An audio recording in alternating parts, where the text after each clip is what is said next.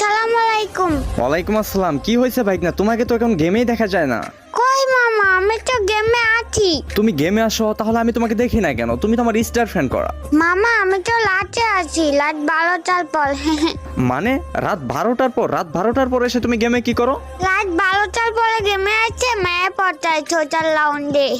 ওরে বাটপার, মানে রাত 12টার পর তুই গেম আসোস? হ্যাঁ মামা।